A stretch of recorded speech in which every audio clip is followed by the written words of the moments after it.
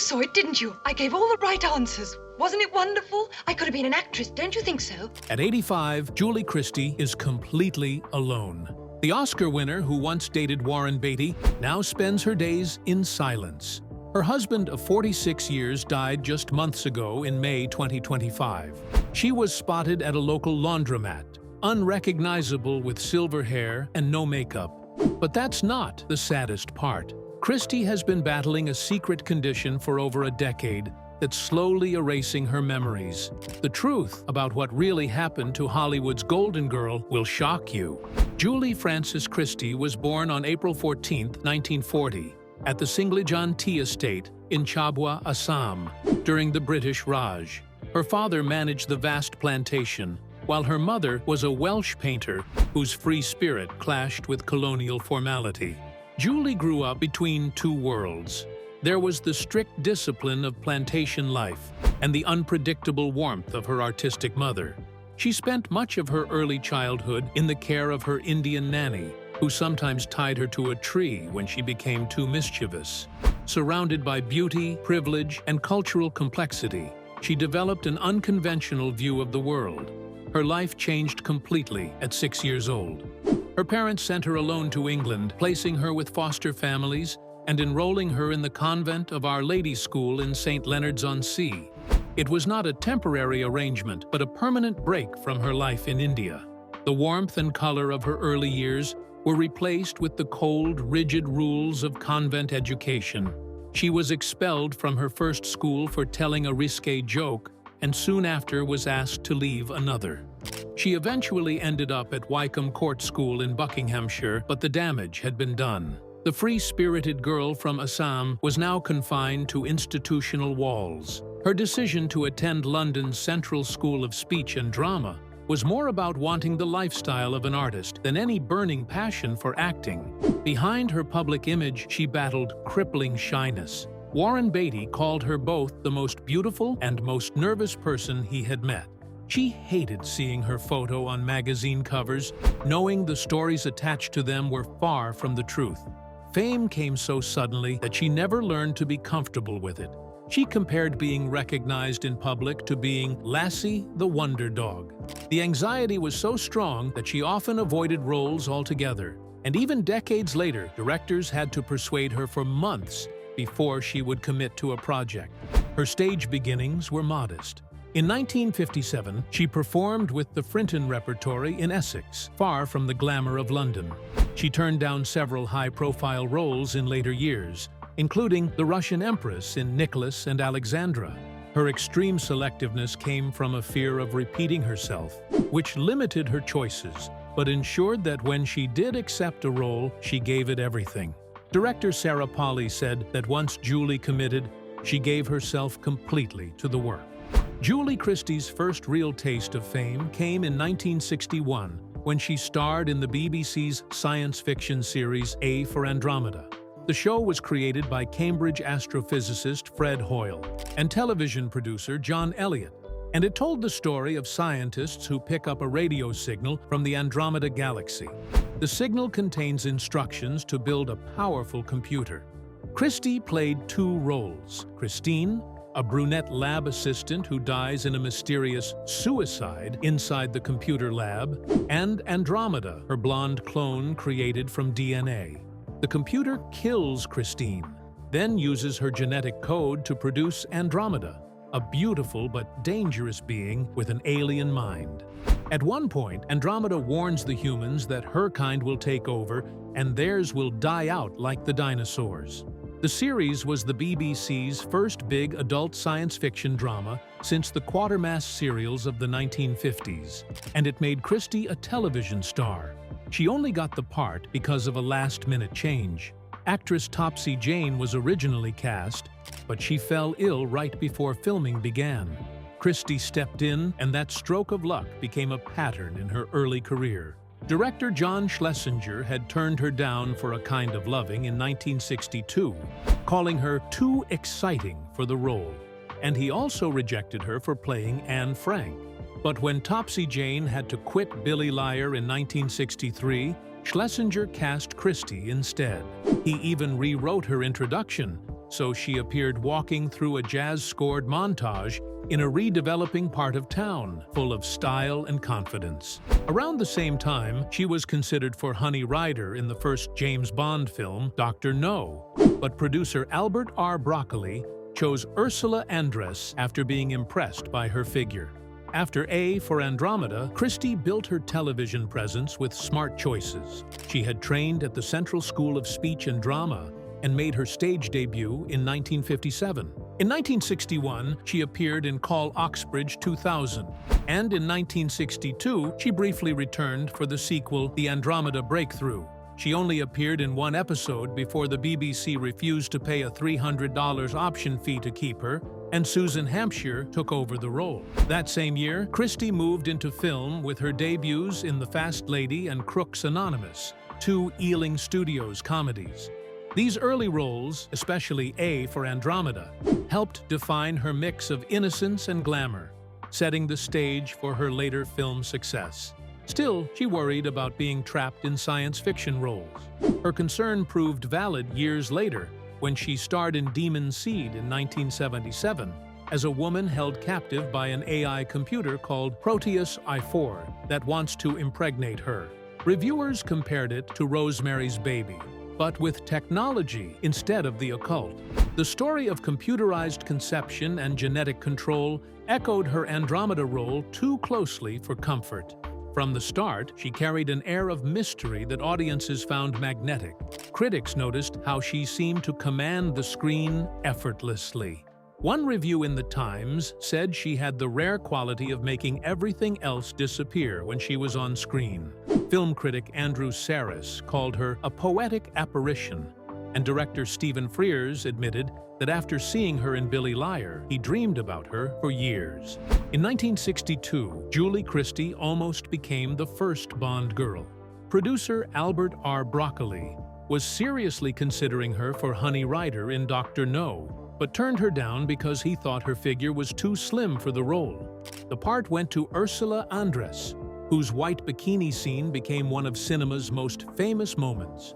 Other names were considered, but Andress was chosen just 2 weeks before filming after producers saw a photo taken by her husband, John Derek. Losing the role turned out to be good fortune for Christie. It freed her to take more serious roles that would define her career, and the very look that cost her the Bond part later became part of her signature charm in the British New Wave. Her film debut came the same year in two light comedies, Crooks Anonymous and The Fast Lady. The first had a budget of $125,000 and paired her with Leslie Phillips and Stanley Baxter. The second was a slapstick farce in the style of popular 1950s British comedies. But Christie quickly grew unhappy. Her producers wanted to turn her into a glamour star, but she resisted. Instead of flashy cars, she rode an old scooter around London. She wore plain gray suits to press events instead of elegant dresses. This clash led to her early release from a 3-picture contract, giving her the freedom to find better roles. Her big break came by chance in 1963, when actress Topsy Jane dropped out of Billy Liar. Director John Schlesinger cast Christie as Liz, a free-spirited young woman who tempted Tom Courtenay's character to leave his small-town life. The film was shot in Bradford, Yorkshire, showing parts of Britain that were vanishing at the time. Christie's performance lasted only 11 minutes on screen, but it earned her a BAFTA nomination and the Variety Club's Most Promising Newcomer award. The timing was perfect, as the film came out just before Beatlemania began changing British culture. By 1965, her name was crossing the Atlantic. Legendary director John Ford cast her in Young Cassidy, replacing Shirley MacLaine. This was remarkable because Ford rarely worked with newcomers at this stage of his career. Christie played Daisy Battles, a young prostitute, in the biopic of Irish playwright Cian O'Casey. The casting came through producer Joseph Janney, who had signed her to a 5-year contract after Billy Liar. She later regretted the deal, feeling trapped by the decisions made for her. Still, Ford's choice confirmed her move from British New Wave newcomer to international star in just 3 years. Her biggest triumph came with Darling in 1965. It premiered in Moscow on July 16th and in Britain on September 16th. By the 1966 awards season, Christie had won both the Academy Award and BAFTA for Best Actress, along with 5 other major prizes. The film earned 5 Oscar nominations, including Best Picture, despite grossing only $4.5 million. Playing Diana Scott, a manipulative fashion model, she impressed critics so much that some wondered if she was simply playing herself. That same year, she had 2 massive hits. Darling and Dr. Zhivago were released only months apart, prompting Life magazine to declare 1965 the year of Julie Christie. It was the first time the magazine had ever given such a title to a British actress. At just 25, she was dominating both art house cinema and the box office. 2 years later, Time magazine wrote that her influence on fashion was greater than all the world's top 10 best-dressed women combined. Ironically, she nearly turned down her most famous role. Director David Lean had to approach her 3 times before she agreed to play Lara in Dr. Zhivago. She loved Boris Pasternak's novel, but doubted the film's romantic tone and the pressure of leading a $15 million production. Omar Sharif was already cast, and filming had started with uncertainty over the female lead. Only after Lean personally visited her in London did she finally accept. When it opened on December 22, 1965, Dr. Zhivago became a box office phenomenon.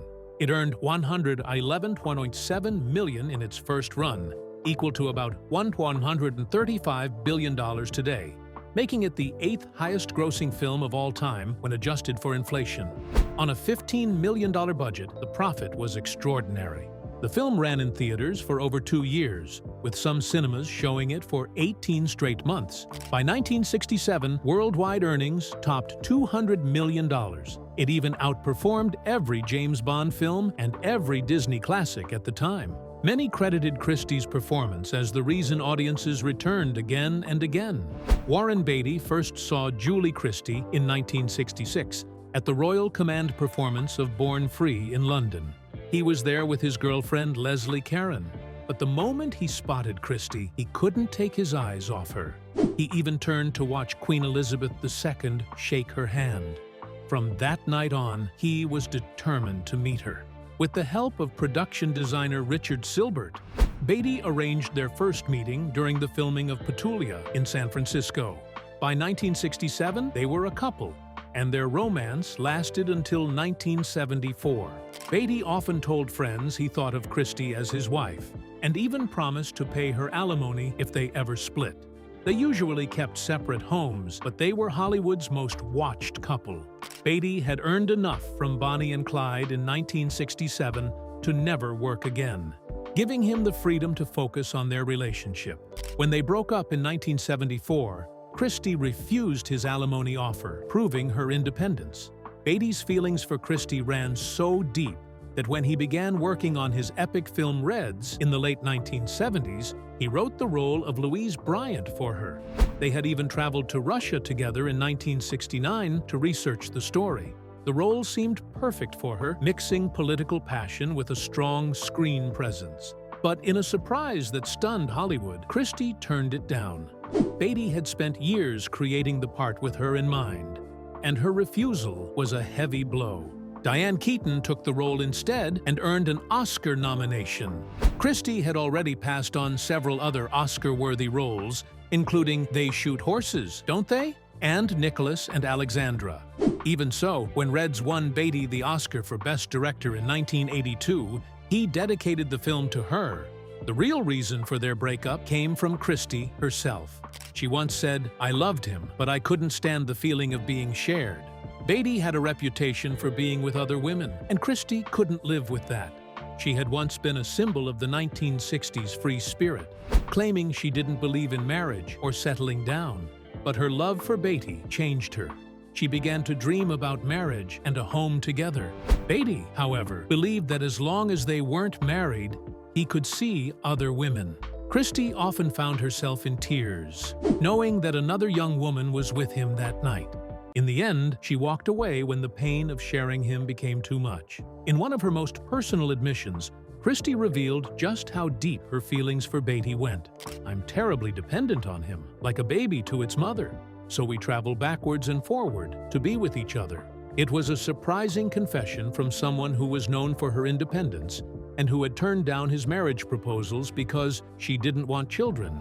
They kept separate homes, but constantly traveled to see each other.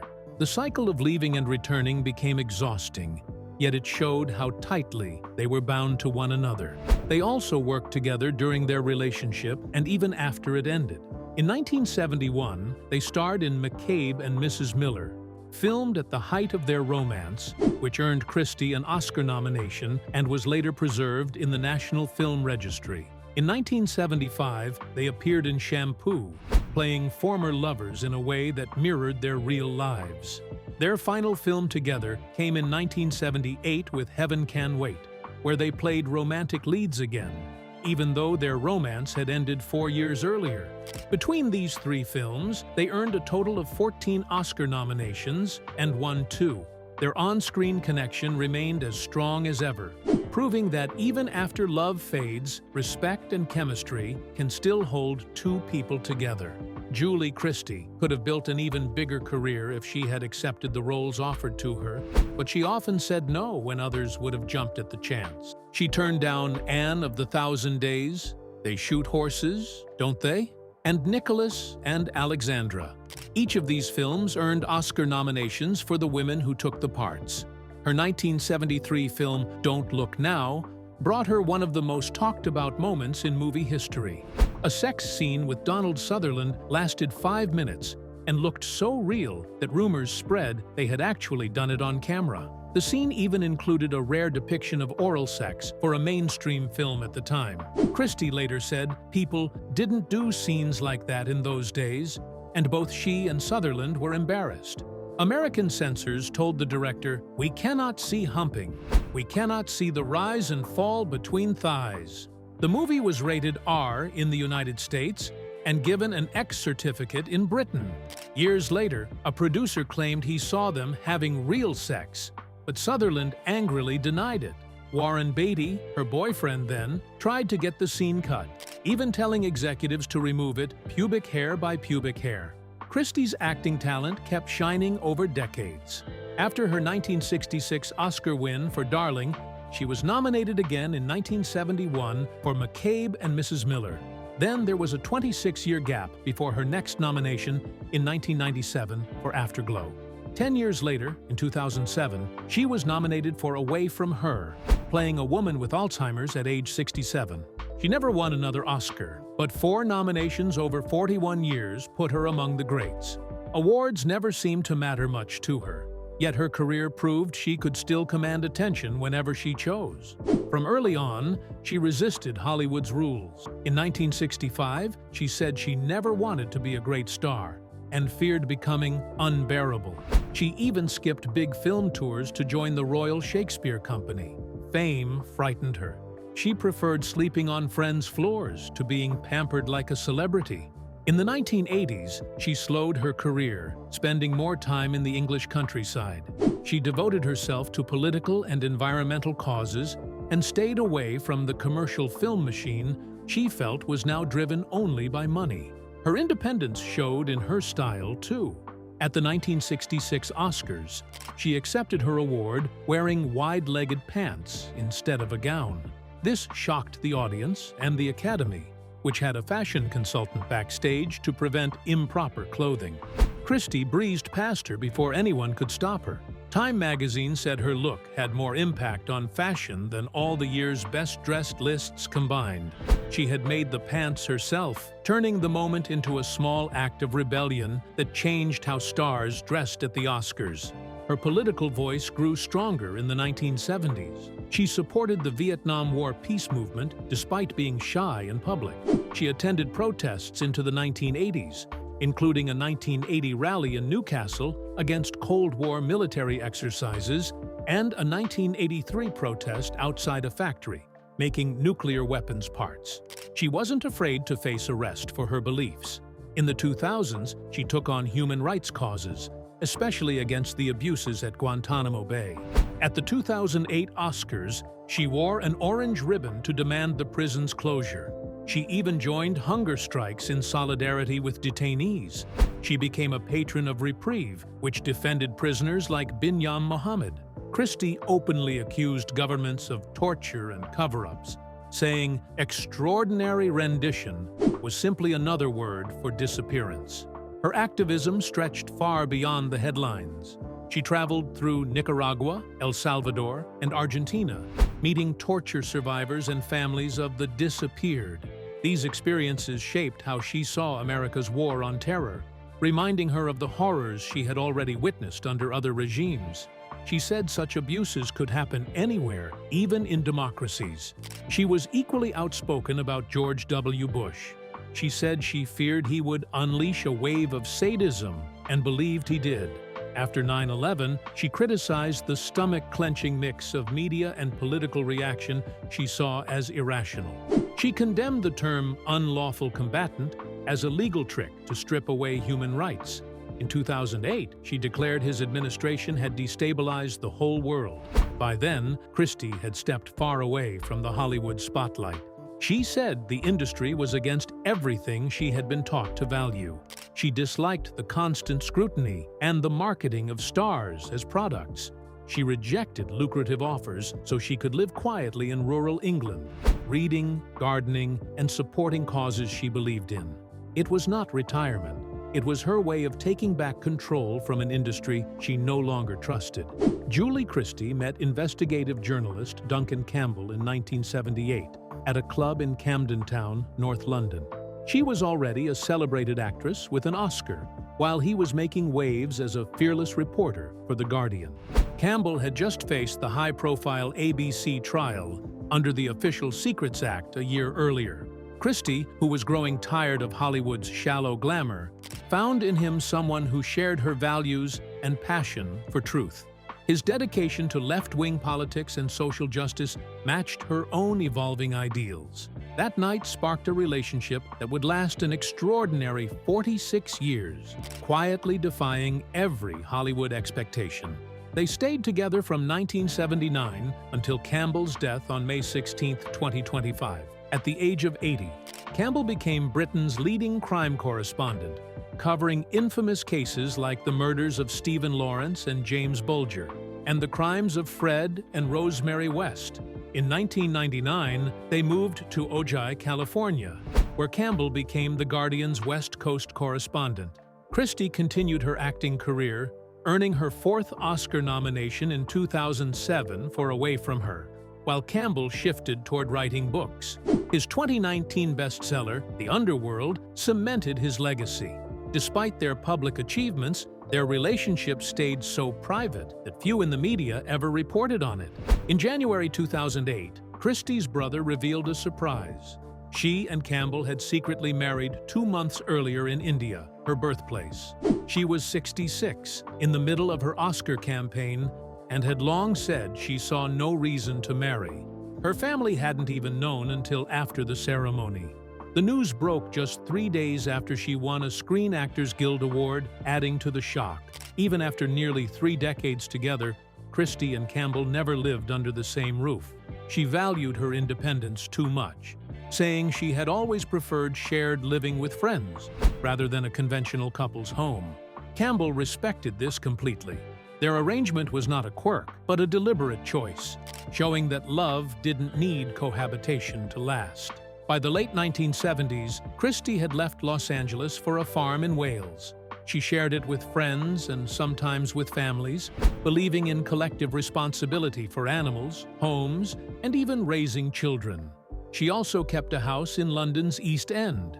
It was a lifestyle rooted in environmentalism, vegetarianism, and community. In 2024, a rare sighting of Christie at a laundromat caused a stir. At 85, she embraced her natural silver hair and avoided makeup, standing in contrast to Hollywood's obsession with youth. Her retreat from public life had been gradual since the mid-2000s, making each appearance a small event in itself. Her role in Away From Her in 2006 was a turning point. Playing a woman with Alzheimer's brought her huge acclaim, a Golden Globe, and another Oscar nomination. She portrayed the illness with depth and dignity, something that resonated even more when it emerged in 2008 that she herself had been living with autobiographical amnesia for more than a decade. The condition made remembering her own life difficult and learning lines a challenge. She had turned down many roles because of it, yet on set she remained flawless. Christie's net worth is about $10 million, a modest figure for someone of her stature. It reflects her lifelong refusal to chase money at the expense of her principles. She chose roles for their meaning, not their pay, even when it meant walking away from lucrative offers. Now, at 85, Christie lives on her own terms, far from Hollywood's demands. Her marriage to Campbell was a partnership of equals, her life a steady rejection of the industry's pressures. She has shown that independence, authenticity, and dignity can matter more than fame, and that a life lived by personal values can be richer than any public career.